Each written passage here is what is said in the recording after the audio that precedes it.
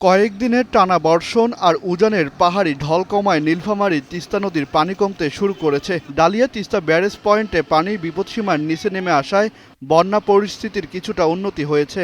তবে পানি কমলেও নদীপাড়ের মানুষের শঙ্কা কাটেনি। তীব্র স্রোতের কারণে তিস্তার বন্যা নিয়ন্ত্রণ বাঁধ এবং তীরবর্তী অসংখ্য বসতবাড়ি এখন চরম ঝুঁকিতে রয়েছে। ডিমলা ও জলঢাকা উপজেলার নদী তীরবর্তী কয়েকটি ইউনিয়নের বাসিন্দারা এখনো আতঙ্কে দিন কাটাচ্ছেন। কোথাও বাঁধের পাদদেশে ধস নেমেছে, কোথাও দেখা দিয়েছে নতুন ভাঙনের ঝুঁকি। ঘরবাড়ি বিলীনের আশঙ্কায় নদীর কিনারায় থাকা অনেক পরিবার দিনরাত কাটাচ্ছেন চরম অনিশ্চয়তায়। হুট করে পানি বাড়ছে, আমার করে যাবো করে না যাবো তো নিশ্চিতেরও নাই। আমি এখন কি করবো? আমি আইতে ঘুম করতে পারিনি। আমার বাড়ি একবারে নদীর পাশে।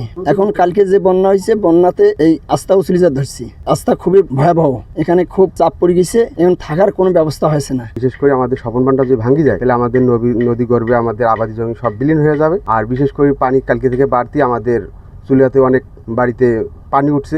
আমাদের গরু ছাগল, মানুষ নিয়ে, বাচ্চা কাচ্চা নিয়ে, গরু বাছুর নিয়ে অনেক আমাদের অসুবিধা।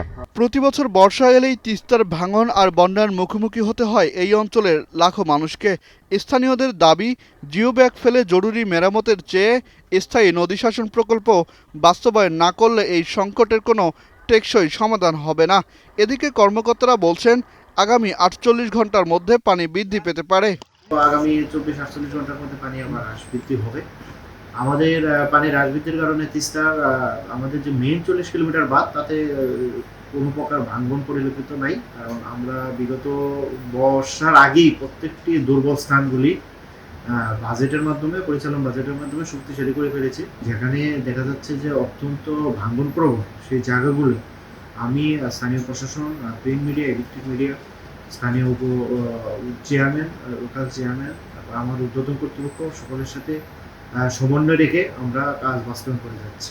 তিস্তার ভাঙন আতঙ্কে স্থানীয়দের অস্বস্তি যেন কমছেই না।